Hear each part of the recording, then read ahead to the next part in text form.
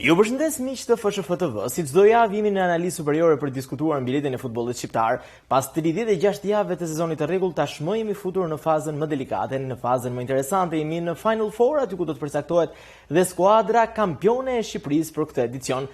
Natyrisht janë zhvilluar dy ndeshjet e para të javës së parë, teksa tashmë është krijuar një ide më e qartë për atë çka do të sjellë ky fund edicionit, teksa gjithçka është e hapur me 4 skuadra të cilat janë në garë për të arritur trofeun më të shumë dëshiruar e për të siguruar pjesëmarrjen në turin e parë të kualifikueseve të Champions League. Janë luajtur 2 ndeshje, teksa do të jemi po ashtu edhe me finalen e Kupës së Shqipërisë në këtë puntatë analizë superiore për të diskutuar gjithçka ka ndodhur e do të jemi në vijim si gjithmonë me Xhoen Tugun, videoanalistin e Federatës Shqiptare të Futbollit. Xhoen, përshëndetje. Përshëndetje Jurgen, më në fund jemi futur në fazën më emocionuese të kampionatit dhe që po e prisnim prej kaq kohësh. Po natyrisht edhe java e parë rezervoi surpriza të mëdha, 2 skuadrat kryesuese që u mundën nga vendi 3 dhe vendi 4, si një fitore 0-2 për Dinamo City ndaj Vllaznis, kryesuese të kampionatit, ndërkohë që në anën tjetër Elbasani u mund 0-4 nga Ignatia, që është kampione në fuqi, por tregoi se në Final Four mban atë statusin e ekspertës së këtij kompeticioni. Është shumë e saktë dhe the shumë mirë për sa i përket Ignatis. Ignatia tregoi që është kampiona në fuqi, tregoi që është ekipi për tu mundur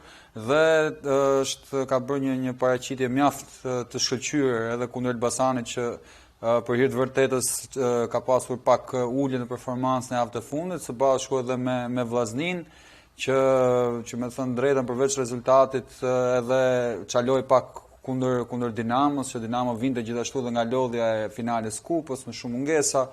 Megjithatë, tashmë çdo gjë mund të ndodhë, sepse imagjino edhe Dinamo ka shpresat e veta në qoftë se arrin të dalë me disa rezultate, këtë kombinime dhe mund dalë edhe ajo kampion, ka shpresa. Shumë e drejtë, pikërisht fal asaj çka ndodhi në javën e parë të Final Four, gjërat janë shumë interesante, intrigues ky mini turnej Final Four, teksa tashmë siç tham 4 skuadra janë në garë për të arritur titullin kampion. Se i takon rezultateve, i prekëm pak në fakt, Vllaznia u mund 0-2 nga Dinamo City, ndërkohë që në ndeshjen tjetër skuadra Ignatias postoi një humbje befasuese konsideruar dhe nga Ivan Gvozdenovic në fundin e takimit në shifrat 0-4 përballë Ignatias. Sa i takon klasifikimit, tashmë me pikë të përgjysmuara, Vllaznia në vendin e parë me 31 pikë, në të njëjtën kohë është dhe Ignatia në vendin e dytë dhe Elbasani në vendin e tretë, po në kotën e 31 pikëve, ndërkohë që Dinamo City ka mbetur disi mbrapa në kotën e 27 pikëve, por matematikisht ende loj për javët që kanë mbetur për 4 ndeshjet. Madje është vetëm një kombinim që mund t'i shpall kampion nëse Dinamo i fiton të dyja ndeshjet dhe 2 takimet e tjera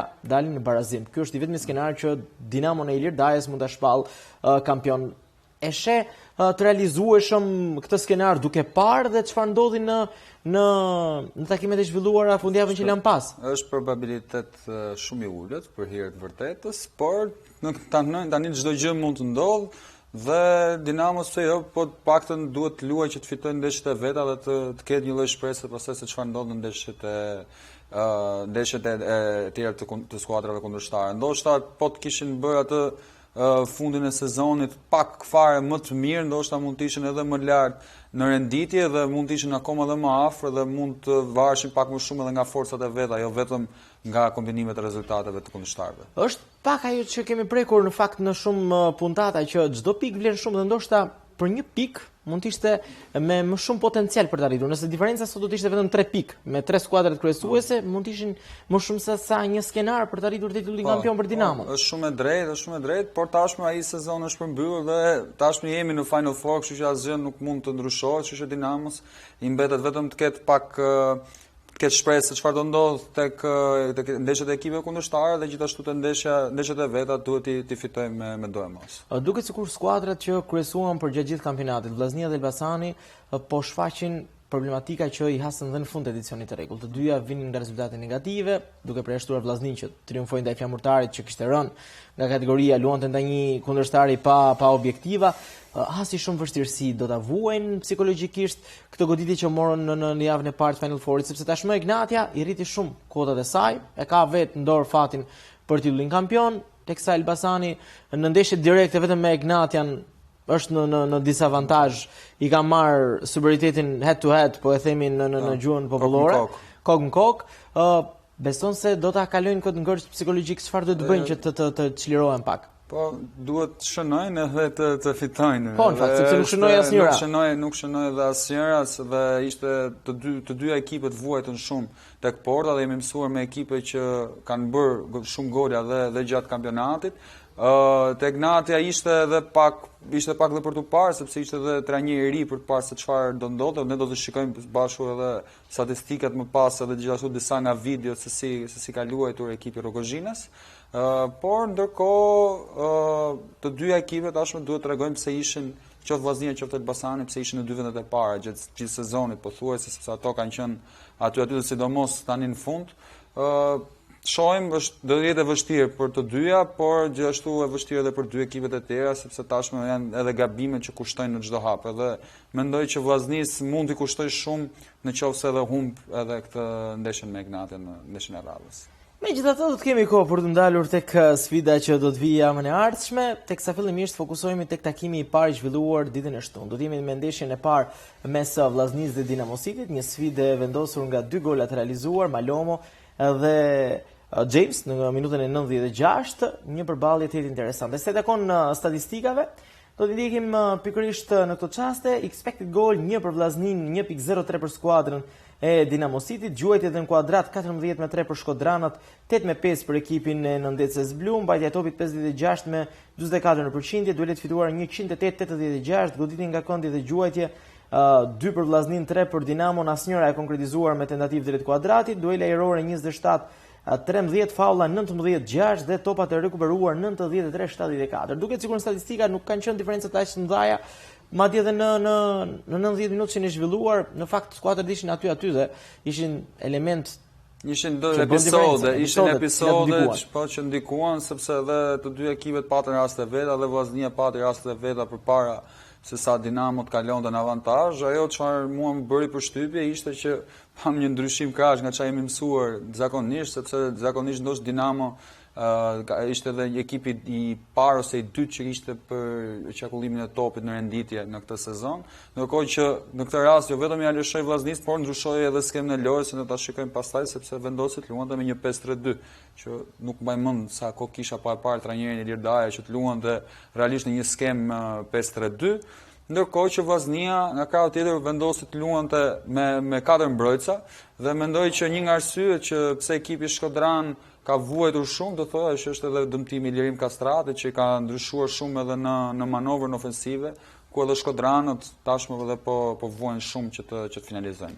Meqenëse si përmendë pak dëmtimet, Dinamo City luante në këtë sfidë me shumë mungesa. Qefalia humbi takimin përpara ndeshjes, në nxemje nuk arriti dot të rikuperuaj. Devi Bregu nuk ishte i disponueshëm. Luanin me portierin e tretë, sepse portieri i parë ka kohë që nuk është i disponueshëm. Salin mos gaboj, portieri i dytë Teqa u dëmtua në takimin e Kupës së Shqipërisë dhe në krahun tjetër luante Kiri si portieri i tretë.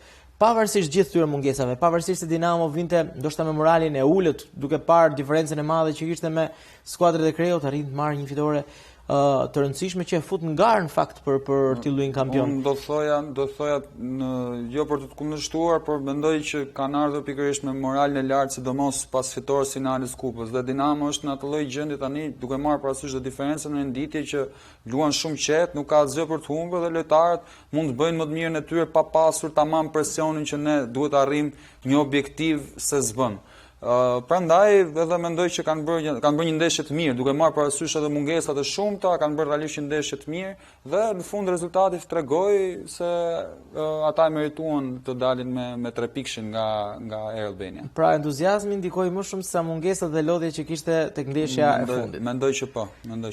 Gjithsesi, nuk arriti dot të shfrytëzoj këtë element Vllaznia. Si ishte organizuar pak për të kaluar edhe tek rasti i parë i kësaj sfide që ke përzgjedhur? Vllaznia mundohej të ndërtonte kemi parë në të gjithë ndeshjet të ndërtojnë në disa mënyra, por zakonisht ishte me një 3+1 dhe këtu e kemi parë për shembull kemi parë që është Kurishta që ka mbledhur si qendërmbrojtës i djathtë dhe Jago ka shtyr, Krymi rrin mes dhe ndërkohë Qato ka marrë rolin e ansorit. Murataj vinte shpesh që në tërheqje për të marrë topin dhe për të tërhequr gjithashtu dhe ekipin e Dinamos, që megjithëse ne nuk është se e kemi bërë këtu me vizatimin, por ta shikojmë në një nga klipet e tjera, ishte vendosur një 5-3-2.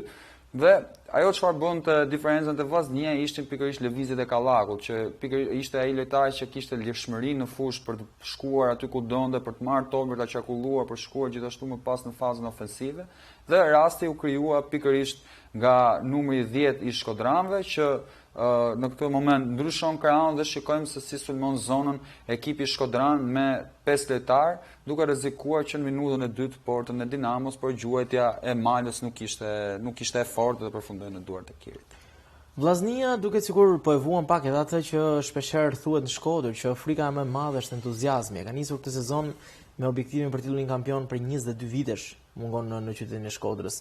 Do kthehet në një ngarkesë më tepër kjo humbje, mendon që mund të ketë këtë lloj impakti sepse vjen përballë një kundërshtari që konsideroj larg objektivit njëjtë. Është në dorën e trajnerit, në dorën e stafit drejtues klubit për ta mbajtur moralin e lartë, sepse janë aty, nuk është se është humbje që mund të dhëm, por nuk ndikon ndoshta akoma në renditje. Ndërkohë që duhet tashmë është momenti që të shohim përpara dhe të bëjnë më të mirën për të marrë atë që munden më tej. Thej që kishe kohë që nuk e shikoje vendosjen e skuadrës Dinamos në ndërtimin Lirdajës në një vendosje me 5 në mbrojtje. Çfarë surprize kishte përgatitur trajneri për këtë sfidë? Paktën edhe në mënyrën e daljes përpara me 3-2 vendosja paraprake ndërtimi që nga rivënja fundore. Kjo ishte gjë interesante sepse që ta kuptojnë gjithashtu edhe sportdashtit, ata që na ndjekin, që megjithëse një ekip mund të ndryshojë skeman sot në futboll, mund të luajë me 3, mund të luajë me 4, por nuk ndryshon filozofia dhe lëvizshmëria e Dinamos është ajo që e karakterizon. Këtu për shembull kemi parë te Partizani në gjatë sezonit që vendoset pikërisht portier plus 3 mbrojtësa plus 2 mësueshor. Vila që vjen ishte nga pas dhe vjen në tërheqje, për të tërhequr ndihmon në organizimin e lojës, për të tërhequr gjithashtu edhe mbrojtjen e Shkodranëve. Dhe këtu shikojmë Beqan që vendos të futet praktikisht futet në rolin e një qendërmbrojtësi dhe Dinamo fillon ndërton me 4. Në momentin që Beqa avancon përpara, pas qarkullimit shkon hapet më pas hapet në të djathtë, duke marrë rolin praktikisht të një qendërmbrojtësi të djathtë. Dhe çfarë ndodh? Ndodh që hapet një grop pikërisht në mesin e fushës të Vllaznisë, që merr një lojtar Dinamos praktikisht topin krejtësisht i lirë dhe avancon përpara, duke dalë mjaft mirë nga presingu që kishin përgatitur Shkodranët, që ndoshta për mendimin tim nuk e kishin pritur edhe se si do të ndërtonte Dinamo, që kishte ndryshuar edhe skemën e lojës. U duk sikur Dinamo kishte përgatitur mjaft mirë ndeshjen sepse dinte që edhe në momentin e presingut Vllaznisë reagonte të kundërpërgjigjej në mënyrën e dur, apo jo? Po, dhe një nga armët më të forta duhet thënë që të Vllaznisë gjatë këtij sezoni ka qenë presingu i lartë dhe pastaj mënyra se si shkonin përpara me shumë lojtar, qoftë presingu, qoftë kundër presingu. Në këtë rast, në rastin që do të shikojmë tani, është një pressing i Shkodranëve që mundohet po ta shikojmë edhe këtu kanë shkuar me 6 lojtarë përpara. Por çfarë ndodh që Dinamo ka lojtarë edhe Kiri duhet të thënë ka luajtur me shumë personalitet me këmbë, duke marrë parasysh që është edhe portieri 3 dhe i ri në moshë datlinja 2005, dhe Dita dhe Ali me një kombinim të dy qendërmbrojtësit e Dinamos dalin shumë mirë përpara, duke krijuar këtë hapësirë. Ndoshta po të ishte luajtur topi vertikal, më shpejt do kishim edhe një rast të rrezikshëm për gol, por gjithsesi Dinamo arriti të marrë një faull dhe ta kalonte mjaft me thjeshtësi dhe me siguri mbrojtjen e presingun e Vllaznisë. Sa i takon vendosjes së Vllaznisë, pavarësisht rezultatit, pati momente që e interpretoi mirë sfidën. Bëhet fjalë për skuadrën e cila e ka mbyllur në vendin e parë këtë edicion të rregullt. Si ishte tranzicioni, kalimi i skemave të Edi Martinit? Mundohej që të kalonte gjithmonë Vllaznia nga një 4+1, të kalonte përsëri në 3+1 që ne jemi mësuar ta shikojmë kryesisht 3+1, 3+2 gjatë sezonit. Këtu është pikërisht vendosja me 4 Shkodranëve. Ajo çfarë ndodhte më pas dhe Muratajn që e thamë edhe që parë që vinte në tërheqje, ajo që ndodh këtu për shembull është Mala praktikisht ka marrë vendin e Gurishtës, i cili ka avancuar disi më tej, dhe ajo çfarë ndodh është që krymi do të futet midis dy qendërmbrojtësave Shkodran, pra mes Gjinit edhe Bajramit, për të ndihmuar në organizim dhe për të shtyrë pikërisht me dy lojtarët e krahut përpara. Vazhdon, Vllaznia e pati në posedimin, e pati posedimin më të lartë gjatë ndeshjes dhe këtu mundoi gjithashtu të gjetë hapësirë midis linjave për sulmuar më pas zonën e Dinamos. Dalim pak edhe te goli i realizuar për skuadrën e Dinamos, goli i parë i shënuar nga Malomo. Një interpretim vërtet shumë interesant i skuadrës nëntëses blu. Po, është sakt sepse Dinamo mundoi gjithmonë, e kemi parë shpeshherë edhe të kalonte në tranzicione shpeshherë gjatë këtij sezoni. Është një ekip që zakonisht e kemi thënë që mundohet ta çakulloj topin, por e ka bërë edhe tranzicionet, i ka bërë armën e saj nga më të fortë. Dhe këtu te ky klip do të shikojmë gjithashtu që se si mbrohet Vllaznia me Dinamo me 5, se Vllaznia ka dalë tashmë me 10 lojtar. 5-3-2 dhe Berisha me njerë sa po rikuperohet topi vendos të shkojë përpara dhe të luan 1-1 pra me mbrojtjen e shkodranëve, ka qenë me Gurishtën dhe duhet të them këtu që tranzicioni negativ i Vllaznisë ishte jo në nivelin e mirë, do thoja unë, sepse u kthyen shumë pak lojtarë në mbrojtje, megjithëse ishin me 5 veta, me 10 veta, me një lojtar më pak në fushë, por pam vetëm 5 vetë lojtarë që u kthyen në mbrojtjen e shkodranëve për të mbrojtur portën. Ndoshta kjo është diçka që do ta analizojnë edhe në Shkodër, ose e kanë analizuar tashmë, por mbetet për të parë se si do ta interpretojnë në ndeshjet në vijim. Në fakt, lëvizja decisive rezultoi ajo e aktivizimit të Bernard Berishës, një lojtar i cili e ka treguar veten e tij vite më përpara në kampionatin shqiptar, kur ishte pjesë e Bezës Kavajës, pjesë e Skënderbeut, ndërkohë që është rikthyer, ndoshta nuk ka patur shumë minuta, por në momentin që është fushën e lojës është një rrezik konstant. Madje detyroi edhe një për kundërshtarëve të largohej me kartonin e kuq si Bajrami, ndërlykoi shumë llogarinë e skuadrës kundërshtar. Si të duket Berisha, pavarësisht moshës që ka, mbetet një ndjenjë elegant. Lojtar që ka shumë eksperiencë, ka qenë edhe pjesë e kombëtarës Kosovës për shumë vite, dhe me përvojë ka ditur gjithmonë edhe ka bërë diferencën në kampionatin shqiptar. Trajneri Daja gjithashtu ka pasur pjesë të tij tek Skënderbeu. Mendoj që mund të jetë arma plus e Dinamos në Final Four, në qoftë se do të ketë edhe ai akoma më shumë minuta në këmbë. Dhe mbetet për të parë pastaj se si do të arrijë ai ta interpretojë. U shpall edhe lojtari i ndeshjes pastaj në ndeshjen me Vllaznin. Ndërkohë, në momentin që skuadra e Vllaznisë mbeti me 10 futbollistë, gjërat u ndërlikuan. Si reagoi skuadra, si ishte interpretimi? Ne kemi diskutuar shpesh në fakt dhe më ke thënë që është e vështirë për skuadrat për të bërë interpretime të sakta, sa i takon statistikave dhe mënyrës interpretimit, momentin që janë në inferioritet numerik. Po, sepse normalisht është një lojtar më pak që mbulon një zonë më pak, ose nëse ekipi luan 1-1, markon më pak një lojtar. Ndërkohë, Vllaznia mundoi që të ishte agresive, duke marrë parasysh që rezultati deri në fund të ndeshjes ishte pak a shumë 0-1, dhe të shfrytëzonte dhe ajo tranzicionet me aq sa mundte. Këtu për shembull pam një pressing individual mjaft të mirë të shkodranëve dhe dolën në një situatë pikërisht 3-3, por që nuk u arrit të shfrytëzohej dot siç duhet, sepse ndoshta shkodranët nga kjo ndeshje edhe po në mënyrën se si shkoi, edhe po dilin me një barazim, mendoj që mund të ishin disi më të kënaqur se sa me humbjen që psuan. Një humbje që ndërlikon llogarinë për skuadrën e Vllaznisë, ndërkohë që në krahun tjetër Dinamo City mbetet lojë për të tentuar titullin kampion. Zhgënjeu Elbasani në takimin tjetër përballë Ignatias, një fitore 0-4 e kampionëve fuqi me Rogozhinasit, të cilët tashmë barazojnë në krye të klasifikimit pikërisht kundërshtarët që kishin përballë apo Elbasani, po ashtu edhe skuadrën e Vllaznisë. Joen, e prisje Elbasanin të performonte në një nivel të tillë, ishte shumë larg pritshmërive. Pësoi humbjen ndoshta më të rëndë të këtij edicioni, kam përshtypjen. Po, është e vërtet edhe humbje që ndoshta ka ardhur në moment gabuar për fazën edhe ku është kampionati. Por gjithsesi edhe ashtu siç është edhe Vllaznia dhe Elbasani është ende aty në garë, kështu që nuk kanë pse të bie morali, por duhet shikojnë më tepër të vazhduar dhe për të kthyer. Megjithatë, zhgënjimi i Elbasanit erdhi edhe si pasojë e superioritetit tek Ignatias, që duhet thënë ka zhvilluar një ndeshje të shkëlqyer, qoftë nga ana taktike, qoftë nga ana e mënyrës së interpretimit të lojës, kështu që duhet hequr kapetet e Rogozhinasve që realisht treguan pse janë ekipi për tu vazhdojnë të jenë ekipi për tu mundur në kampionatin tonë. 4 golat realizuar, dyer Bakayoko, Fernando dhe Albano Aleksi me 11 metër ishin protagonistët e këtij 90 minutit, teksa do ndjekim edhe statistikat e kësaj përballje mes Afa Elbasanit dhe skuadrës e Ignatias. Një fitore e cila i ndihmon jashtëzakonisht shumë Rogozhinasit, të cilët tashmë kanë në dorën e tyre fatin në këtë edicion të Final Fourit. Gjohen, para se të shkojmë tek shifrat konkrete, një detaj që më ranë sy, në momentin që po i përgatisnim së bashku, ishte fakti që Ignatia nuk ishte patur asnjë goditje nga këndi në 90 minuta. Dhe fiton në shifrat 0-4, duket sikur goditje standarde nuk është se ndikojnë edhe shumë te kjo skuadër.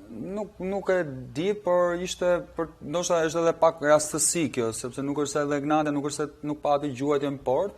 Por ishte realisht surprizues edhe për mënyrën se si shkoi ndeshja, që të mos kishin asnjë korner në fund të ditës.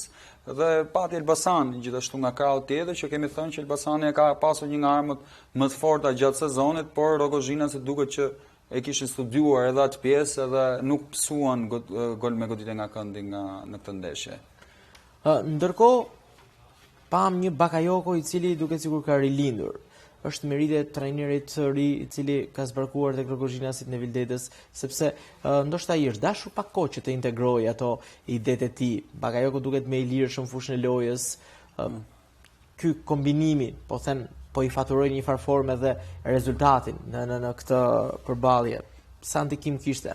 Po mendoj që dhe mund të jetë lojtari më i motivuar për me ardhen e trajnerit të ri, padyshim, janë gjëra që në futboll ndodhin, mundohen të japin më të mirë. Bakayoko jo vetëm shënoi 2 gola, por duhet të thënë se e përmendë pak edhe ti, ishte kyç në mënyrën se si Ignatia mundohej të ndërtonte, lëvizte në fushë, shkonte sulmonte zonën, dhe ishte lojtari që ndoshta në këtë përballje bëri diferencën më së shumti krahasuar me pa hequr meritat edhe pjesën tjetër, meritat pjesës tjetër të ekipit të Ignatias. Për te rezultatit, në fakt skuadra e Elbasanit e kishte përgatitur goxha mirë ndeshin, madje pati edhe mundësi për të shënuar, vendosjet ishin në një farë forme të ditura tashmë, sepse Elbasani ka luajtur në të njëjtën formë për pjesën e 19 edicionit dhe në minutën 22 pati një rast me Manellarin. Po, është një rast që ndoshta po të ishte shënuar goli, do ishte ndryshuar historia. Dhe ndeshja mund të ishte shkuar në një mënyrë krejt tjetër. Megjithatë, pam një rast që u krijua identik siç kemi parë Elbasanin gjatë këtij sezoni. Me një lojë shumë të shpejtë, me pasime vertikale dhe ishte në këtë rast nisi me një 4+2 që është karakteristike e Elbasanit, luan 4-2-3-1. Pavarësisht se kemi parë dhe të luajë 3-2-5 gjatë këtij sezoni. Megjithatë, është lëvizja e Manellarit këtu që bën diferencën, sepse shkon sulmon pikërisht thellësinë në zonën e kraut djathtë dhe menjëherë jep një top në vertikal për Lajthian. Dhe krosimi i Lajthias ishte shumë i rrezikshëm, sepse gati u shënua edhe goli avantazhit për Elbasanin, që ndoshta tham kjo mund ta bënte ndeshjen të shkonte në një mënyrë krejtësisht tjetër. Teksa në krahun tjetër, skuadra Rogozhinase ka disa elementë të cilët ndihmojnë shumë përpara, si Xhemaili, i cili e kemi parë që jo vetëm të jetë një lider në përpavi, por arrin të nxjerr skuadrën mes linjave, shtyn shumë përpara, krijon rrezikshmëri, ka arritur që të jetë protagonist në golat e shënuar gjatë këtij edicioni, por edhe në edicionin e kaluar. Është vërtet dhe është një veçori e këtij lojtari, e Xhemailit, që është një lojtar nga lojtarët që ndërton më së miri ndoshta në biznes superiore dhe shpeshherë merr edhe frenat e daljes së ekipit edhe nga pressingu kundërshtar, dhe në klipin që do të shikojmë tani është pikërisht ajo që po flasim. Këtu ndoshta kemi parë Ignatian kur ishte luante me Tetovën, që të kishte shumë lojtar aty afër në mes të fushës. Tu Aleksi është hapur, si praktikisht është bërë një mbrojtës si majt, dhe është hapur një hapësirë boshe që ka krijuar distancë me lojtarët e Elbasanit në mes. Dhe është pikërisht Bakayoko që afrohet të marr pasimin e Xhemailit, ndryshon krahun, çon topin në krahun e djathtë dhe një krosim mjaft i rrezikshëm në zonë që për fatin e keq të Ignatias në atë moment nuk u devijua nga asnjë nga lojtarët për të shkuar drejt portës.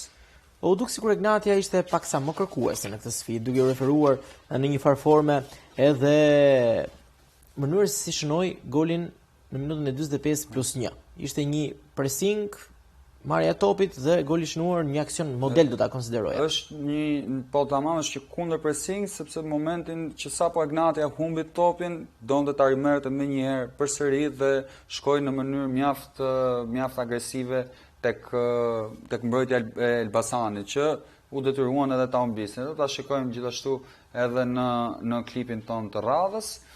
Këtu ndërtimin e Ignatias u mundua Xhemali në këtë rast të ndryshonte krahun disi, të jepte një top të gjatë dhe menjëherë u humb topi nga Rogozhinasi dhe menjëherë sapo shikojmë se si lojtarët e Ignatias janë afruar shumë më afër zonës së Elbasanit. 3 futbollistë në zonën kundërshtare. Edhe 3 dhe një që është i kaldët i pak më larg 16-ës, duke shtyrë më tej për të marrë topin. E rimarrin dhe Bakayoko diti ta hapi mjaft mirë, nuk e gjuajti direkt. Kryeziu mbështesin dhe janë 5 lojtarë në zonë, më njëherë tek zona e Elbasanit, dhe Gruta gjithashtu bëri një punë shkëlqyer sepse nuk u tregua as egoist që ta gjuante vetë me këmbën e keqe, por vendosi ta rifuzë përsëri në zonë, pasi mjaft i zgjuar dhe Ignatia arriti të realizojë. Vërtet një gol që e ndihmoi shumë sepse pak sekonda më vonë arriti edhe Fernando të shënojë edhe super gol, në fakt, shumë i bukur ai realizimi i Fernandos. Dhe të dy golet, që goli 2 që goli 3 i Ignatias erdhën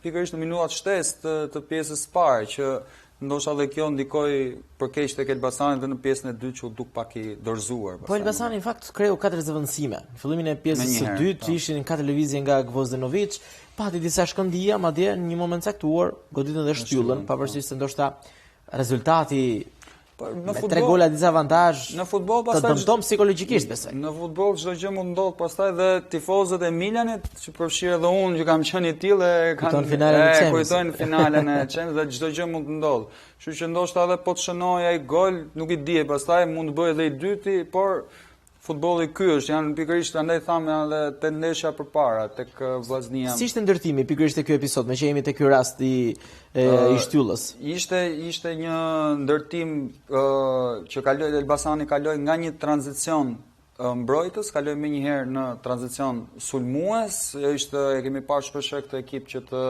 shkojë të sulmojë sa më shpejt zonën kundërshtare në momentin që merr topin. Këtu ishin duke u mbrojtur mjaft mirë mbrojtë, duke marrë parasysh edhe po mundonin, çakullonin dhe të shtynin përpara.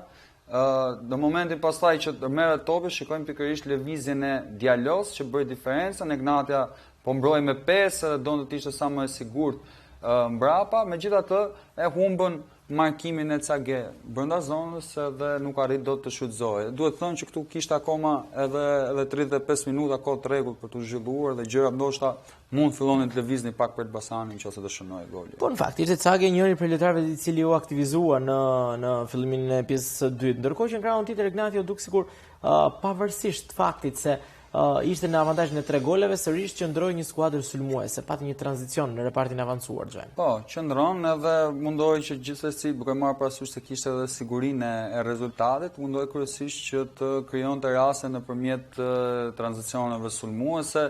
Ekipi mbroi mirë, e dinin që edhe Elbasani do të ishte më kërkues. Ktu shikojmë përsëri edhe linjën me 5, por ajo që mua më bëri përshtypje në këtë aksion shpikërisht Bakayoko, që u kthye krejtësisht u bë si një mbrojtës krau në këtë rast dhe në momentin që ekipi i Ignatias ka marrë topin, ka shkuar, ka bërë një sprint përpara për të mbështetur ekipin në tranzicionin sulmues. Një dalje me Gruden, Fernando, me Fernando dhe Bakayoko nuk e gjuan as ai direkt këtu, vendos ta pasojë, dhe është i gjuajtje që pastaj nuk shkon dot në port, por megjithatë ka arritur për dhe një rast që ishte për tu konsideruar në portën e Elbasanit. Një vitore që i bën gjërat akoma dhe më interesante në fakt sepse mban edhe Dinamon në garë për titullin kampion, sepse në të kundërt gjërat do të ishin ndoshta të pamundura për skuadrën e Ilierdajës, por gjithsesi do të kemi edhe 4 ndeshje të tjera, 2 këtë fundjavë që vjen. Na pret një fundjavë shumë interesante sepse do të jenë kampionët fuqit Ignatias, ata të cilët do të përballen me ata që e mbyllën në krye të klasifikimit me Vllaznin në Erol Benja ditën e shtunë orën 19. Një ditë më vonë do të jetë radha e Elbasanit me Dinamo City. Tashmë nuk lejohen më gabime për asnjë skuadër. Dhe më e bukur është se për shembull Vllaznia ka arritur që të marrë rezultate pozitive Ignatias gjatë sezonit. Rogozhinasi nuk e kanë mundur asnjëherë Shkodranët, edhe ndoshta mund të synojnë që të marrin edhe fitoren e parë gjatë këtij sezoni kundër kuqebluve.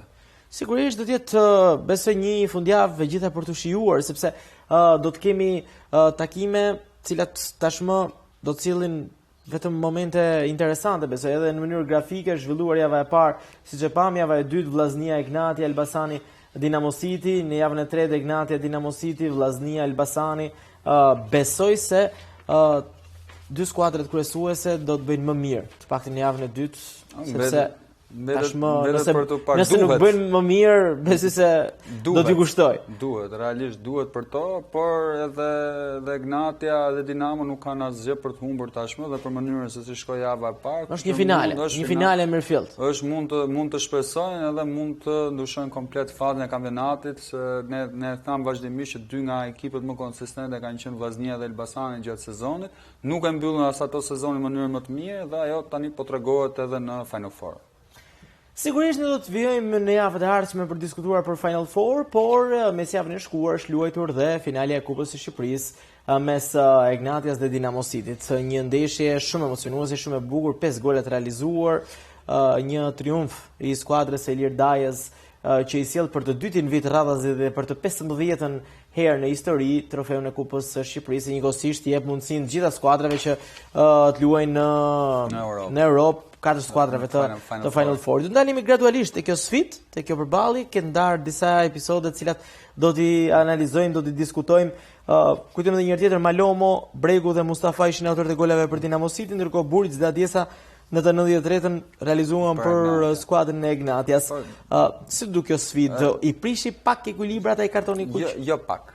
Jo pak, do thoj i prishi shumë ekuilibrat kartoni kuq, sepse ishte ajo ne përmend edhe ti çfarë që ne thamë që është të luash 11 kundër 10 është gjithmonë e vështirë dhe Egnatia u detyrua ta bënte këtë që nga fillimi i ndeshjes praktikisht. Dhe pastaj për Dinamo ishte disi më e lehtë për të qarkulluar dhe për të pasur kontrollin e sfidës, duke pasur topin në zotërim dhe duke krijuar raste dhe patën gjithashtu edhe avantazhin e dyfisht në 2 raste gjatë ndeshjes. E nisim me njëherë me golin e parë realizuar, një gol i cili erdhi nga një interpretim goxha interesant. Po, është Dinamo që vendoste të ndërtonte me 3 lojtarë mbrapa, që mundohej gjithashtu edhe të thyente linjat e mesit fushës të ekipit të Egnatias, që duhet thënë edhe pasaj humbi arritën që të çojnë kokën lart kundër Elbasanit dhe të fitonin. Të ndërtimi e 3 dhe është Qardaku që afrohet edhe merr në kontroll organizimin e lojës në mesfush, luan në midis linjave Dinamo dhe më pasi hapet topi në krah, futet një krosim në zonë që arrin të devijohet nga Malomo, që arrin të çnojë dhe të jap avantazhin e parë Dinamos. E vështirë për skuadrën e Egnatias, sigurisht që largimi nga fusha e lojës përpara kohë një lideri siç ishte në ndeshjen e Final Four pati një ndikim të drejtë për drejtë, sepse nuk e kishte pikën e referimit, ndërkohë që Dinamo i kishte bërë llogaritë mirë edhe golin e dytë pa u mbyllur pjesa e parë. Një gol vërtet shumë i bukur nga ana e Devi Bregut. Një gol i bukur dhe një gol që i dha qetësinë dhe erdhi pikërisht me ato që ne përmendëm më parë, që ishte një tranzicion i Dinamovitëve që pas një goditje dënimi të Egnatias që nuk shfrytëzohet siç duhet nga Rogozhinasit, arrin të marrin topin menjëherë, Fernando e humb, arrin të marrin topin, ndryshojnë krahun menjëherë se duket diçka e studiuar për ta, dhe Bregu arrin ta marrë dhe të luaj 1 kundër 1, duke shënuar më pas ndoshta golin më të bukur të ndeshjes, mund ta themi, sepse nga ekzekutimi individual ishte shumë spektakolar. Devi Bregu ka qenë lokomotiva e Dinamo City-t në këtë edicion, teksa ka bërë mjaft mirë, vjen të jetë një lojtar i rëndësishëm. Mos ndoshta sezonin e ardhshëm Dinamo do duhet i bëjë llogaritë pikërisht nga ky lojtar për ta nisur projektin nga ky futbollist. Është në kontratë në fakt, por mos ndoshta duhet të përqendrohet më shumë tek cilësitë e këtij lojtari. Po mbetet për të parë, mendoj që te Dinamo e kanë pikë kyçe dhe normalisht është një nga lojtarët më të mirë të tabelës superiore dhe çdo ekip do donte ta kishte në gjirin e vet. Megjithatë, mendoj që te Dinamo do luftojnë fort edhe për ta mbajtur, vetëm nëse mund të ketë ndoshta një ofertë tunduese nga jashtë që mund ta bëjë lëviz, por mbetet për të parë se si do ta menaxhojnë edhe situatën e Bregut. Përqendruar tek finalja e Kupës së Shqipërisë, pavarësisht 2 golave të realizuar, pavarësisht se luante kundërshtari me një lojtar më pak, Egnati arriti të reagojë dhe shënoi në 80. Në fakt, përpara se të shkënonte golin, pati disa mundësi shumë të mira, po merrte frenat e lojës në dorë, kam përshtypjen, për të shkuar dhe te goli tek rasti radhës. Ishte ndeshje sakrifice për Rogozhinasit, megjithatë ata munduan të them drejtën dhe luftuan deri në fund për të dalë me një rezultat pozitiv dhe për të marrë të paktën të marrë trofeun e kupës. Por jo çdo gjë është e lehtë, por këtu një gjë tjetër që ndryshoi ishte që dhe Dinamo kishte dalë me 10 lojtarë dhe ndoshta dhe Ignatia kishte mori zemër, mori pak edhe kontroll në lojë. Dhe Xhemaili këtu që nga qendërmbrojtës është kthyer në mënyrë efektive një mesfushor, ka avancuar shumë përpara dhe siç erdhi dhe goli me Elbasanin dhe këtu me një anë të një kundërpressingu shikojmë se si ka dalë ekipi Rogozhinas përpara, arrin të marrë topin dhe të shënoi golin e parë në të sfidës për ta që ngushtoi dhe diferencën momentale. Megjithatë, vetëm 4 minuta zgjati entuziazmi i skuadrës së Ignates, sepse Dinamo shënoi golin e tretë, golin e qetësisë përsëri duke kthyer epërsinë e 2 golave. Një dalje interesante e Ismailit, një futbollist interesant, sa e kam ndjekur që tek Vora, tek Shqipëria 21 e një më mirë kam përshtypjen. Ka bërë mirë edhe tek mbante merit tek ky goli i tretë në mënyrën se si arriti ta interpretojë lojën dhe ta ndjej skuadrën përpara. Ishte ai që arriti të rrëmbej topin edhe të nis menjëherë ekipin në kundërsulm. Lojtar që ka bërë mjaft mirë dhe ka pasur dhe shumë minuta në këtë sezon me Dinamon. Këtu e vuri re që edhe Ignatia po mundohej të luante midis linjave, ndoqi topin deri në fund. Duke marrë parasysh ishte edhe minutat 84 dhe po vetë shkon përpara dhe krijon një situatë 3-2 në kundërsulm për Dinamo kundër Ignates dhe arrihet pastaj që të shënohet edhe goli i tretë për Dinamo në këtë sfidë. Po, goli i realizuar me mjaft mjeshtri në këtë situatë, ndërkohë që Ignatia në kohën shtesë me Adjesa shënoi golin e 5 të kësaj sfide, golin që ngushtoi diferencën, por që nuk ishte shumë kohë për të tentuar, pavarësisht se e provoi dhe ju afrua një farforme dhe dhuroi më shumë spektakël. Po, megjithatë ne vendosëm ta nxjerrim në këtë rastin e 5 që kemi zgjedhur për këtë sfidë, që ishte pikërisht pse goli ka ardhur nga një rivënie anësore, megjithëse ishte edhe fundi i ndeshjes. Kështu ishte Fangaj që mundua një moment që do luante me një top gjatë, por luajti shkurt dhe me një kryesim mjaft mirë në zonë, gjeti Adesan, i cili ishte harruar komplet nga mbrojtja Dinamos. Dhe me kokë arriti që të realizojë golin e 5 të kësaj sfide, të shkojnë në shifrat në 3-2. Një fitore e merituar ka përshtypjen për Dinamon, e cila gëzon suksesin e një trofeu në këtë edicion, ndërkohë që tashmë vijojnë emocionet me Final Fourin që do të na shoqërojë dhe për 2 javët e ardhshme deri në datën 31 maj kur do të luhen finalet e këtij edicioni të Final Four. Gjen, ishte shumë kënaqësi që diskutuam për finalet e kampionatit, duke marrë në konsiderat dhe finalin e Kupës, por dhe javën e parë të Final Fourit. Do të jemi në vijim sërish së bashku për diskutuar atë çka do ndodh në këtë fund edicioni, për ta mbyllur siç duhet këtë sezon që ka qenë vërtet shumë interesant dhe shumë i bukur në Biznes Superiore. Shumë e vërtet, dhe ne mezi po presim të shikojmë se si do të vijojnë gjërat më tej në kampionatin tonë. Faleminderit shumë. Kemi ardhur në fundin e kësaj puntate, por ndajemi këtu do të shihemi sërish në të tjera takime.